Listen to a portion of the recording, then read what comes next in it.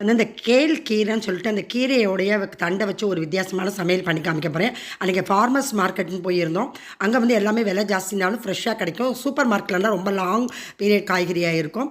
நான் ஏற்கனவே Seattle farmer market வீடியோவில் போட்டிருக்கேன். இஷ்டம் இருந்தால் போய் பாருங்கள். இந்த கேல் கீரை தண்டை எடுத்து முதல் நாள் கூட்டு பண்ணிவிட்டு அடுத்த நாள் அந்த தண்டை வச்சுருந்தேன். அதை நல்லா பொடி பொடியாக நறுக்கிட்டு கடுகு உளுத்தம் பருப்பு வெங்காயம் பச்சை மிளகா வெர மிளகா எல்லாம் தாளிச்சுட்டு அப்புறம் சுண்டல் கொஞ்சம் வந்து பண்ணி வச்சுருந்தேன். அதையும் போட்டுட்டு இந்த கீரையும் போட்டு நல்லா ஆனியன் போட்டு நல்லா வதக்கிட்டு தனிமிளகாய் பொடி கொத்தமல்லி பொடி பெருங்காயம் எல்லாமே போட்டு நல்லா வதக்கிட்டு எலுமிச்சம்பழம் புளிஞ்சதுனால அந்த கீரையில் உள்ள கசப்பு தன்மை போய் அது வந்து ரொம்ப ஃப்ரெஷ்ஷாக இருந்தது. அன்றைக்கி வத்த குழம்பு காலிஃப்ளவர் ரோஸ்ட்டு அப்புறம் அப்பளம் நார்த்தங்காய் ஊறுகாய் தயிர் பருப்பு இந்த கெல்கீரை. அந்த கெல்கீரையை வந்து ரொம்ப அயன் கண்டன்ஸ் இருக்குது. இதை வந்து நீங்கள் சப்பாத்தி தோசைக்கு எல்லாத்துக்குமே சைட் டிஷ்ஷாகவும் இது பண்ணலாம். சும்மா அப்படியே வெறுமனை எடுத்து ஒரு ஸ்நாக்ஸ் கணக்குலேயும் சாப்பிடலாம். குழந்தைகளுக்கு வந்து கீரை பிடிக்காட்டா கூட இப்படியெல்லாம் பண்ணி கொடுத்தா நல்லாயிருக்கும். என்னுடைய பார்ட் 2 வீடியோ அடுத்த